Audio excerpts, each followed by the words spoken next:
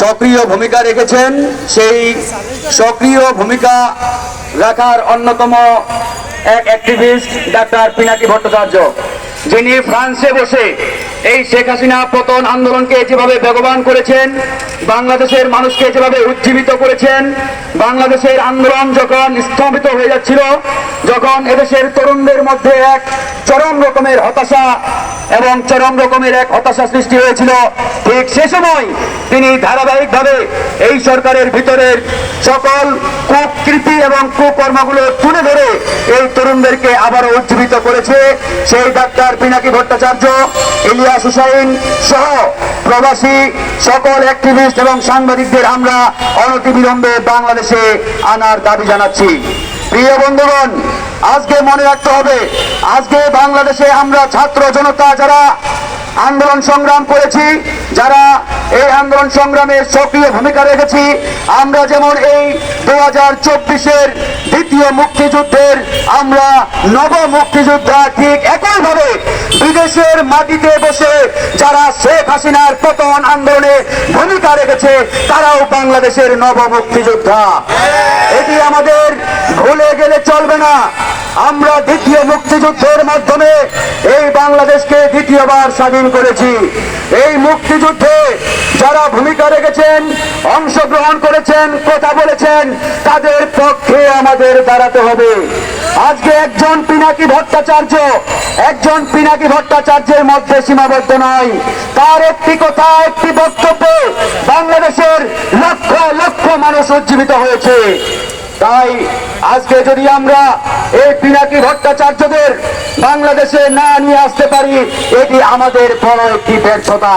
তাই প্রিয় বন্ধুগণ, আমরা আজকে এখানে দাঁড়িয়েছি কোনো দলের ব্যানারে নয়, আমরা দাঁড়িয়েছি যারা ভারতীয় ফ্যাসিবাদ বিরোধী আন্দোলনে এই বাংলাদেশে ইন্ডিয়ান আগ্রাসনের বিরুদ্ধে লড়াই চালিয়ে আসছি, লড়াই করেছি, আমরা কিন্তু তারাই এখানে দাঁড়িয়েছি।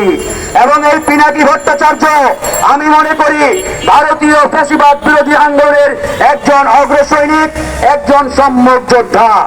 তাই বন্ধুগণ, আজকে কষ্ট লাগে আমাদের যখন এই স্বাধীন বাংলাদেশে আমরা এই মুক্ত আকাশে সুন্দরভাবে নিঃশ্বাস ফেলি, আমরা মুক্তভাবে চলাফেরা করি, কিন্তু সেই পিনাকি ইলিয়াসদের মতো তাদেরকে আমরা এই বাংলার মাটিতে এখনো আনতে পারি নাই। এটি আমাদের জন্য অত্যন্ত দুঃখের বিষয়, অত্যন্ত কষ্টের বিষয়।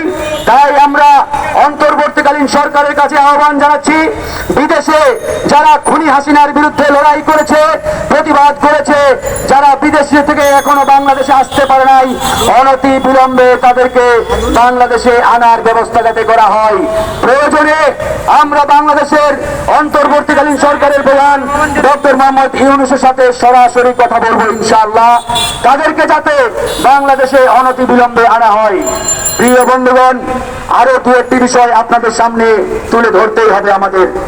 আপনারা ভুলে যাবেন না, আমাদের বিপদ কিন্তু শেষ হয় নাই।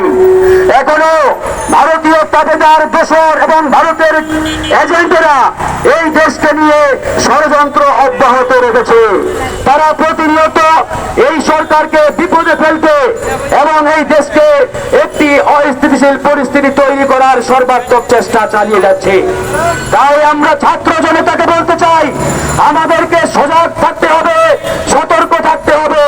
কোনোভাবেই এই খুনি হাসিনার দোসর এবং ভারতীয় রয়ের এজেন্টরা এই বাংলাদেশের মাটিতে কোন ধরনের সুযোগ এবং ষড়যন্ত্রের ফাঁদ পাততে না পারে। আমরা স্পষ্ট করে বলতে চাই, হাজার হাজার ছাত্র জনতা জীবন দিয়ে খুনি হাসিনাকে বাংলাদেশ থেকে বিতাড়িত করেছে। যদি সেই ভারতীয় রয়ের এজেন্টরা এই দেশকে নিয়ে ন্যূনতম ষড়যন্ত্র করার চেষ্টা করে, আমরা কিন্তু তাদের বীজ দাঁত উপড়ে ফেলবো ইনশাআল্লাহ। এই দেশকে নিয়ে কোন ধরনের ষড়যন্ত্র করতে দেওয়া হবে না। এদেশের মাটিকে আমরা ভারতীয় তাবেদার মুক্ত করেছি, আর যতক্ষণ না পর্যন্ত এই বাংলার মাটি থেকে সকল ইন্ডিয়ান এজেন্ট, সকল ইন্ডিয়ান দালাল রয়্যাল এজেন্টদের আমরা উৎখাত করতে পারি, আমরা আমাদের লড়াই বন্ধ রাখবো না বন্ধুগণ। প্রিয় বন্ধুগণ, পরিশেষে একটাই বার্তা, একটাই আহ্বান, পিনাকি ভট্টাচার্য সহ যারা বিদেশে বসে এই ফ্যাসিবাদ বিরোধী আন্দোলনে লড়াই করেছেন, সংগ্রাম করেছেন, তাদেরকে অনতি বিলম্বে বাংলাদেশে আনতে হবে।